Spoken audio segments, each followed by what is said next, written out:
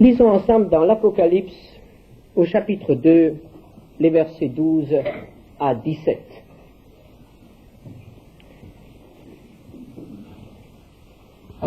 Apocalypse 2, versets 12 à 17. Écris à l'ange de l'église de Pergame, voici ce que dit celui qui a l'épée aiguë à deux tranchants. Je sais où tu demeures, je sais que là est le trône de Satan. Tu retiens mon nom et tu n'as pas renié ma foi, même au jour d'Antipas, mon témoin fidèle, qui a été mis à mort chez vous, là où Satan a sa demeure. Mais j'ai quelque chose contre toi, c'est que tu as là des gens attachés à la doctrine de Balaam, qui enseignaient à Balak à mettre une pierre d'achoppement devant les fils d'Israël, pour qu'ils mangeassent des viandes sacrifiées aux idoles et qu'ils se livrassent à l'impudicité. De même, toi aussi, tu as des gens attachés pareillement à la doctrine des Nicolaïtes. Repens-toi donc, sinon je viendrai à toi bientôt et je les combattrai avec l'épée de ma bouche. Que celui qui a des oreilles entende ce que l'Esprit dit aux églises. À celui qui vaincra, je donnerai de la manne cachée, et je lui donnerai un caillou blanc, et sur ce caillou est écrit un nom nouveau que personne ne connaît, si ce n'est celui qui le reçoit. Nous avons entrepris l'étude de l'Apocalypse, et nous voici déjà au troisième message adressé aux églises d'Asie. La première église était Éphèse, une église brillante, mais avec une faiblesse cachée. La deuxième église était Smyrne, une église qui était extérieurement moins brillante, moins renommée que celle d'Éphèse, mais qui par contre avait une qualité cachée, la fidélité. Et nous voici maintenant à Pergame. Pergame était une ville renommée également, comme Éphèse et Smyrne. Mais Pergame était une ville renommée pour d'autres raisons. Pergame était le centre du culte idolâtre d'Asclépios, le dieu de la médecine, dont les médecins portent encore l'insigne sur leur pare-brise aujourd'hui. Ce dieu était appelé Sauveur, c'était le Sauveur. Pergame était également un centre intellectuel. Il y avait dans cette ville la deuxième bibliothèque du monde d'alors. La première étant Alexandrie, Pergame venait ensuite avec 200 000 volumes, ce qui était considérable pour cette époque. C'est à Pergame aussi que l'on commença à utiliser le parchemin pour remplacer le papyrus et donner ainsi aux écrits la possibilité de durer plus longtemps. Nous voici donc dans un centre idolâtre et intellectuel, un centre où l'on brasse les idées. Et c'est dans cette ville que se trouve une église. Qu'apprenons-nous encore sur cette ville? Au verset 13, « Je sais où tu demeures, je sais que là est le trône de Satan. » Et un peu plus loin, « Là où Satan a sa demeure. » Nous apprenons ici quelque chose de très important qui peut nous aider dans notre marche avec le Seigneur. Nous apprenons ici tout d'abord que Satan n'est pas omniprésent, c'est-à-dire qu'il ne peut pas être partout à la fois. Dieu seul est omniprésent. Dieu est avec nous ce matin par son esprit, et il est avec ceux qui se réunissent pour une réunion de prière en Asie ou pour une réunion d'évangélisation, pour un témoignage en Amérique. Il est avec eux et il est avec nous. Le même Dieu est omniprésent. Il peut être partout. il voit tout, il sait tout, et nous pouvons continuer. Vous connaissez les attributs de Dieu.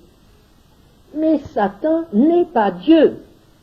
Et Satan ne peut pas être partout à la fois. Et la plupart du temps, les chrétiens l'ignorent. Satan ne peut pas être à Marseille et en même temps à New York. Satan peut certainement se déplacer très rapidement.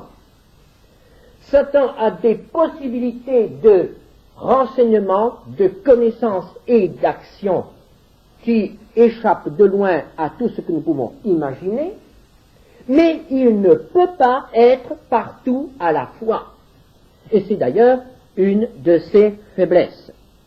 Mais ici, nous trouvons que Satan a, en certains lieux, des centres stratégiques, des capitales, des forteresses, des lieux d'où il peut agir et contrôler toute une région, tout un pays ou même tout un continent. Et Pergame était un de ces centres stratégiques. Et nous remarquons que ce n'était pas Éphèse, que ce n'était pas Smyrne, qui n'était pas très éloigné de Pergame, mais c'était cette ville-là, ce centre intellectuel qui était devenu un centre stratégique, un poste de commandement de Satan, l'adversaire de Dieu. Pourquoi cela? Parce qu'il y avait là un Dieu qui était appelé Sauveur, et certainement parce qu'il y avait pour Satan toutes sortes de possibilités. Il avait établi son trône dans cette ville.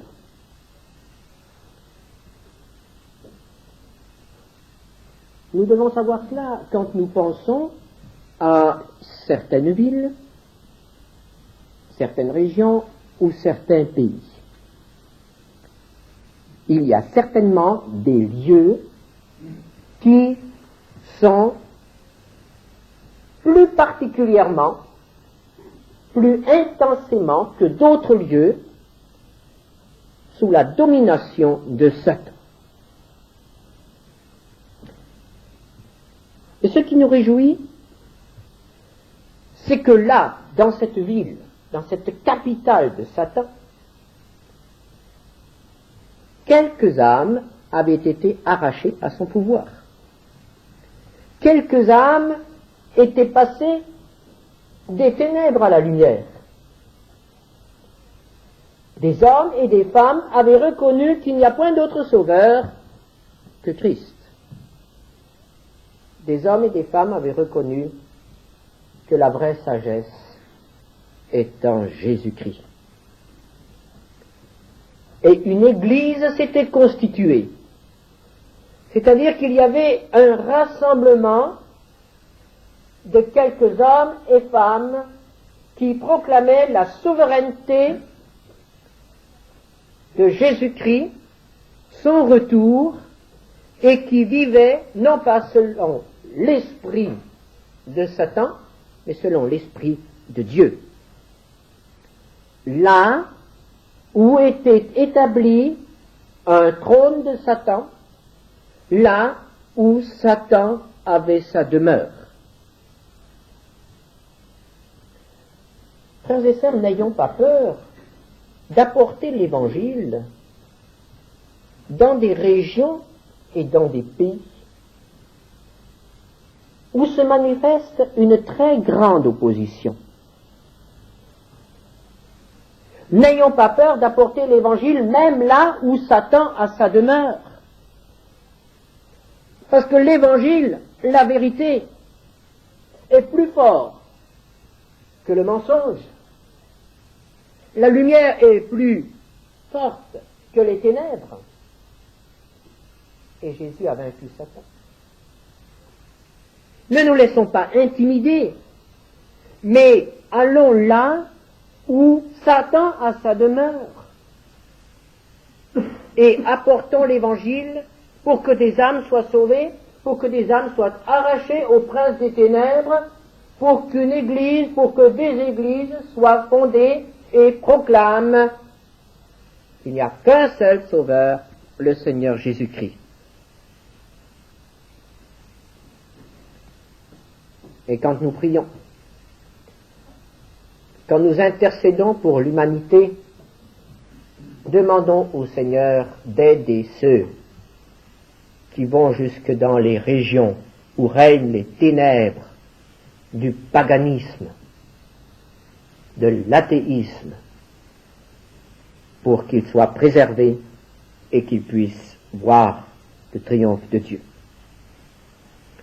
Pergame, un centre intellectuel qui cache un centre stratégique de Satan, mais qui est déjà vaincu par cette petite église qui se réunit dans ses murs. Quel merveilleux message le Seigneur nous montre là. Là où Satan a sa demeure. Quel triomphe du Seigneur. Mais cela n'allait pas sans difficulté. Et déjà dans ce verset 13, nous voyons qu'il y avait eu bien des difficultés. En effet, Satan n'ignorait pas la pénétration de l'Évangile jusqu'au pied de son trône. Et Satan n'était pas prêt à abandonner son pouvoir sur les âmes, ni à capituler. Satan est décidé à défendre son empire, et il a contre-attaqué. Il a contre-attaqué violemment. Et nous voyons qu'à Pergame, il y a eu des persécutions. À Pergame, il y a même eu un martyr. Antipas, mon témoin fidèle, a été mis à mort chez vous.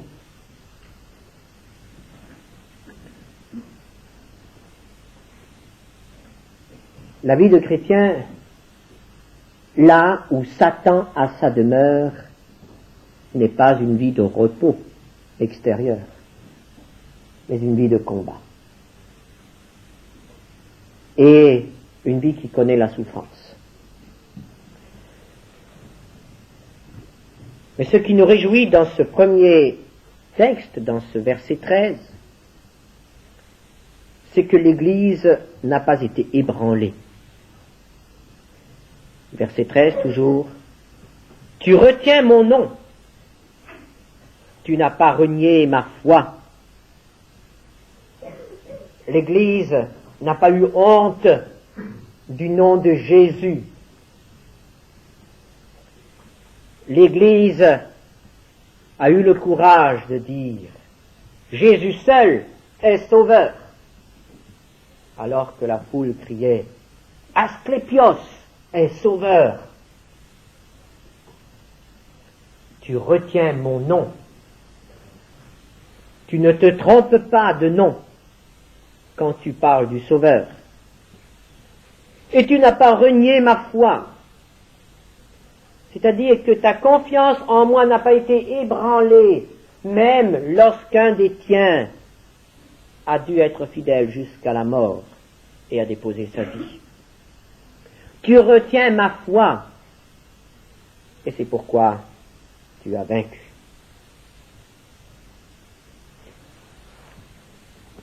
Et au verset 14 et 15, nous voyons que l'Église court maintenant un autre danger. Un danger bien plus subtil, donc, qui constitue un péril plus grand pour l'Église. J'ai quelque chose contre toi. C'est que tu as là des gens attachés à la doctrine de Balaam, qui enseignait à Balak à mettre une pierre d'achoppement devant les fils d'Israël pour qu'ils mangeassent des viandes sacrifiées aux idoles et qu'ils se livrassent à l'impudicité. De même, toi aussi, tu as des gens attachés pareillement à la doctrine des Nicolaïtes. L'Église n'est pas en danger lorsqu'elle est persécutée, lorsque Satan se déchaîne contre elle, lorsque des membres sont mis à mort. Le Seigneur Jésus a donné une merveilleuse promesse. Dans Matthieu 16, 18, il dit « Les portes du séjour des morts ne prévaudront point contre elle. » L'Église n'est pas en danger lorsque ses membres sont jetés en prison ou lorsque ses membres sont tués. Tant qu'elle reste fidèle, elle est invincible. Mais ici, elle court un danger parce que Satan n'attaque plus de front. Satan cesse la violence et emploie la ruse qui lui a si bien réussi dans le jardin d'Éden. Et c'est pourquoi le Seigneur, le chef de l'Église, parle et avertit l'Église. Et il l'avertit en employant un nom, des noms, en rappelant quelque chose qui s'est passé plusieurs siècles auparavant pour le peuple d'Israël. Et le nom que Jésus prononce est celui de Balaam. Rappelons-nous rapidement ce que ce nom évoque. Israël est sorti d'Égypte, délivré de la puissance de Pharaon par l'intervention de Dieu, par la mort de l'agneau pascal. Israël a passé 40 années dans le désert. Israël est maintenant un peuple fort. Devant lui se trouve Canaan, qui est vaincu d'avance et qui doit devenir sa propriété. Et là, à la frontière de Canaan, se trouve un royaume, le royaume de Moab.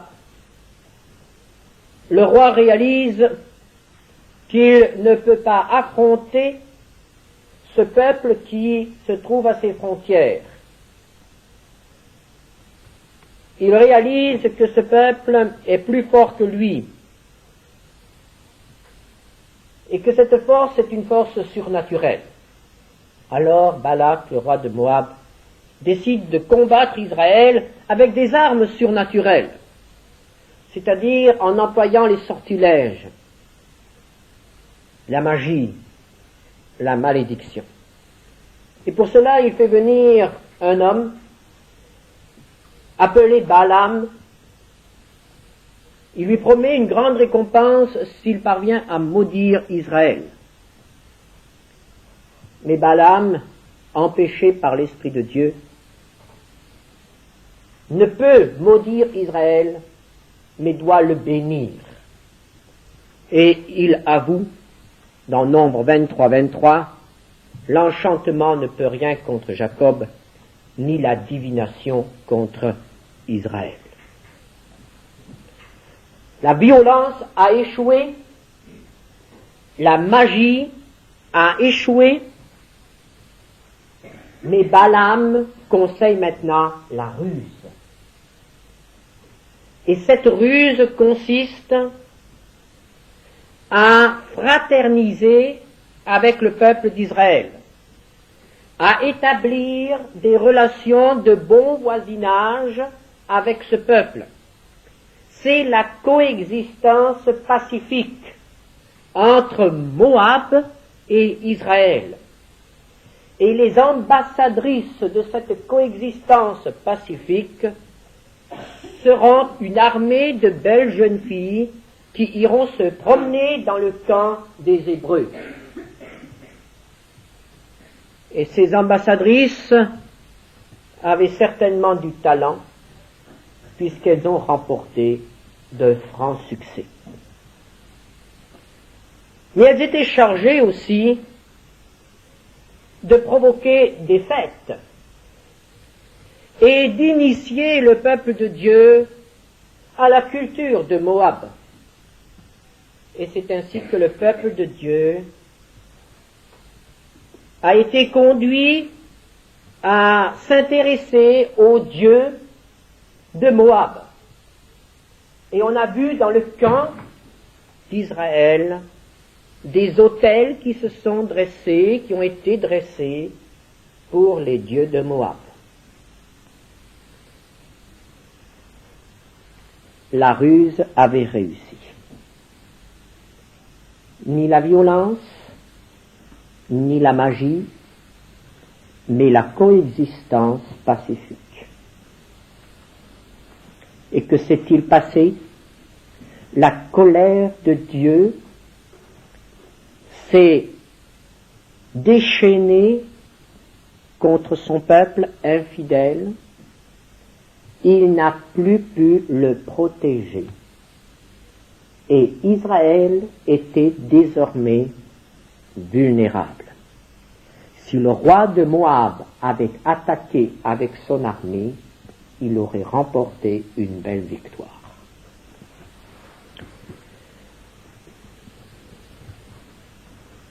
Souviens-toi de Balaam. À Pergame, l'Église court le même danger. Dans un premier temps, lorsqu'il y a eu affrontement entre le paganisme et l'Évangile, cet affrontement a été violent et le sang a coulé, l'Église est restée fidèle. Et maintenant, il y a une tentative de pénétration, il y a une tentative de coexistence pacifique. Et en effet, au cours des années suivantes et des premiers siècles de l'Église, nous verrons que le grand danger sera justement cette coexistence, le gnosticisme, cette coexistence, cet essai de coexistence entre le paganisme, la sagesse du monde et l'Évangile. Il y avait là dans l'Église certaines personnes qui, comme nous pouvons le lire ici, incitaient leurs frères à manger des viandes sacrifiées aux idoles. Et vous vous souvenez du débat dans l'Épître aux Corinthiens, où l'apôtre Paul dit « Ces viandes n'ont rien de particulier, mais rappelez-vous que ce qui a été sacrifié à des idoles a été sacrifié aux démons. » Et la deuxième chose ici, pour qu'ils se livrassent à l'impudicité. C'est-à-dire qu'ils ne soient plus aussi stricts et qu'ils se laissent entraîner dans certains compromis avec le monde, avec l'esprit de leur temps, avec les mœurs, la morale de leur temps. Et n'est-ce pas un peu le danger que nous courons aussi aujourd'hui? Alors que de toutes parts, on veut nous enseigner la nouvelle morale, alors que de toutes parts, on veut nous faire croire qu'il ne faut plus être trop strict, qu'il ne faut plus prendre les choses à la lettre, que c'est vieux jeu, qu'il y a des tabous à renverser, et que le vrai bonheur est dans la liberté. Oh, si ce n'était que la liberté. Mais cette liberté, c'est du libertinage, c'est de la licence. Aujourd'hui, tout est permis.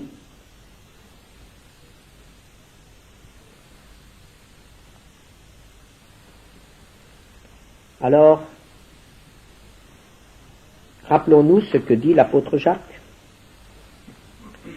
Jacques, chapitre 4, versets 4 à 5. Adultères que vous êtes, ne savez-vous pas que l'amour du monde est inimitié contre Dieu? Celui donc qui veut être ami du monde se rend ennemi de Dieu. Croyez-vous que l'Écriture parle en vain? C'est avec jalousie que Dieu chérit l'esprit qu'il a fait habiter en nous. L'Église ne peut être victorieuse que tant qu'elle reste fidèle. Lorsqu'elle se laisse séduire, lorsque l'esprit du monde pénètre en elle, elle ne peut plus résister aux attaques du monde. Et c'est la ruse de Satan. C'est la doctrine de Balaam qui nous pousse à faire des compromis avec l'esprit de notre temps.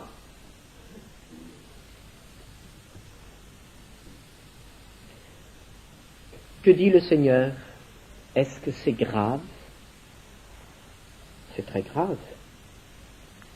Car le Seigneur dit, verset 16, « Repens-toi donc ». La victoire dans cette Église et dans la situation décrite par cette Église ne peut passer que par la repentance. Il n'y a pas de victoire sur le monde sans la repentance quant à toutes les complicités avec le monde et l'esprit du monde. Repens-toi, sinon. Sinon quoi? Sinon, je viendrai à toi bientôt, et je les combattrai avec l'épée de ma bouche.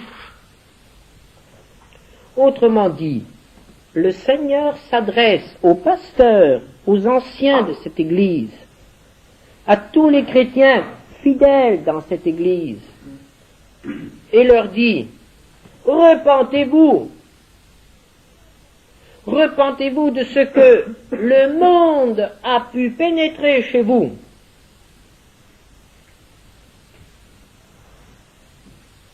Mettez de l'ordre dans vos affaires. Je vous laisse du temps. Mais si vous ne le faites pas, je viendrai moi-même et je combattrai.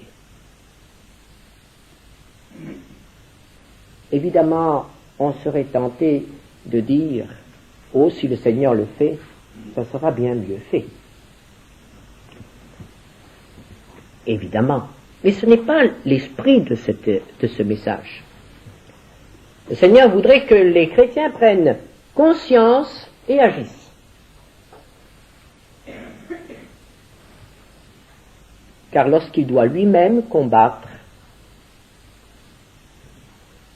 cela fait bien plus mal. Je combattrai avec l'épée de ma bouche. Et quelle est cette épée dans la bouche du Seigneur? Au verset 12, celui qui a l'épée à deux tranchants. Et au chapitre 1er, verset 16, il se présentait, ainsi de sa bouche sortait une épée à deux tranchants.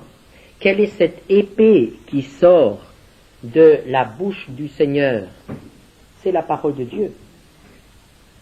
Le Seigneur combat par sa parole. Et c'est la parole de Dieu qui est le moyen de victoire qui est donné à l'Église. Éphésiens 6, verset 17, l'épée de l'Esprit qui est la parole de Dieu. Et lorsque vous relirez ce passage chez vous, vous serez certainement frappé par l'importance, par l'accent qui est mis sur la parole de Dieu, justement dans ce message à l'église de Pergame, qui se trouvait dans un centre intellectuel, où il y avait tant d'idées, tant de doctrines, tant de sagesse, tant de science. C'était un lieu où toutes les idées venaient et étaient examinées, étaient conservées. Voilà que le Seigneur dit à cette église, ne te laisse pas éblouir par tout cela, mais pour toi, ce qu'il faut, c'est la parole de Dieu.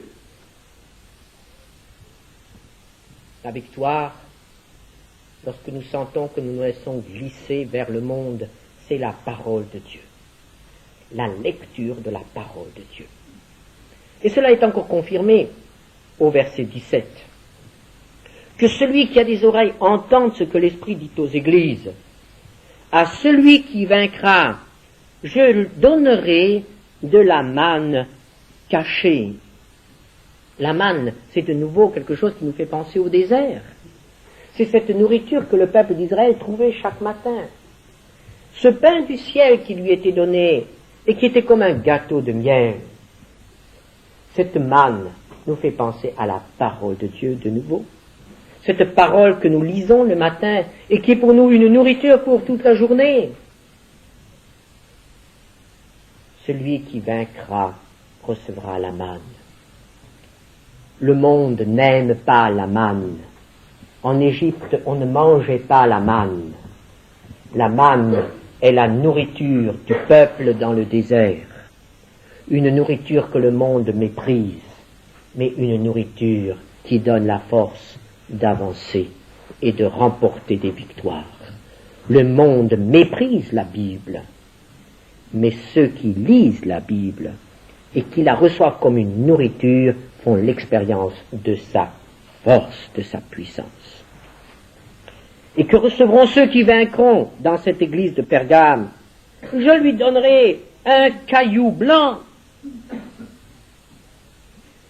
Un caillou. Évidemment, cela n'est pas très enthousiasmant, des cailloux. Eh bien oui, ça fait quand même penser au désert, de nouveau. Le caillou, c'était ce qu'il y avait de plus fréquent au désert, des cailloux. Nous ne savons pas ce que représente ce caillou. J'ai trouvé une interprétation, enfin quelques propositions chez le docteur Campbell Morgan qui donne quelques idées. Il dit que dans l'Antiquité, on donnait un caillou à un accusé qui avait été reconnu non coupable. Ce caillou parlerait donc de justification. On donnait, paraît-il, aussi un caillou à un esclave que l'on affranchissait. Ce caillou pourrait donc parler d'affranchissement de l'esclavage. Il paraît que dans certains lieux, on donnait aussi un caillou à un homme qui était reçu comme citoyen dans une ville. Ce serait alors l'adoption, la citoyenneté. Et il paraît que dans certaines régions, en Antiquité, il y avait aussi une coutume charmante, c'était le caillou de l'amitié. Lorsque deux hommes scellaient une alliance entre eux, l'alliance de l'amitié, lorsqu'ils voulaient vraiment marquer cette alliance, ils prenaient un caillou, le cassaient en deux, et chacun écrivait le nom de l'autre, son nom sur un morceau, puis il y avait échange des morceaux. Et chaque morceau restait donc dans la famille, et lorsqu'après des années, les membres de cette famille se retrouvaient et le morceau allait ensemble, on se souvenait de l'alliance conclue par le père ou par l'ancêtre. Ce serait le caillou de l'alliance. Évidemment, ce sont des interprétations. Nous n'en savons rien. Nous ne savons pas ce que représentait le caillou pour l'église de Pergame, mais l'église de Pergame a dû comprendre. Ce caillou a, à mon avis, sa valeur à cause d'un nom. Et sur ce nom est écrit un nom nouveau que personne ne connaît si ce n'est celui qui le reçoit. Ce nom nouveau n'est probablement pas le nom du Seigneur. Ce nom est un nom personnel, un nom qui n'appartiendra qu'à celui qui recevra le caillou. Nous avons tous sur terre notre nom et notre prénom qui nous identifient. Autrefois, le nom correspondait au caractère, aux défauts ou aux qualités de celui qui le portait. Aujourd'hui, plus, puisque le nom est héréditaire. Mais Mais peut-être que le nom dont il est question ici sera le nom que le Seigneur donnera à chacun d'entre nous, rappelant peut-être ce qu'il a été sur terre. Ce qu'il a été sur terre aux yeux de Dieu et non aux yeux des hommes. Ce sera, si vous voulez, le passeport, le nom nouveau que nous porterons pour l'éternité. Alors nous avons dans la Bible l'exemple d'hommes qui ont reçu un nom nouveau. Abraham est devenu Abraham, Sarai est devenue Sarah, Jacob est devenu Israël, Simon est devenu Céphas. Que deviendrons-nous? Peut-être que le Seigneur nous appellera d'après ce que nous avons été, d'après ce que nous avons fait, fidèles, zélés, généreux, paresseux, avares, petit enfant. Nous n'en savons rien. Un nom nouveau pour l'éternité. Pour que nous y pensions de temps en temps. À celui qui vaincra, je donnerai. Oui, c'est formidable. À celui qui vaincra là où Satan a sa demeure. Alors qu'on ne vienne pas me dire que là où on se trouve, il est impossible d'être vainqueur. Je ne pense pas que quelqu'un d'entre nous se trouve juste au pied du trône de Satan. Donc, Dieu attend de nous que nous soyons vainqueurs, même si nous sommes au pied du trône de Satan. Quelle merveilleuse promesse le Seigneur nous donne dans sa parole. Amen.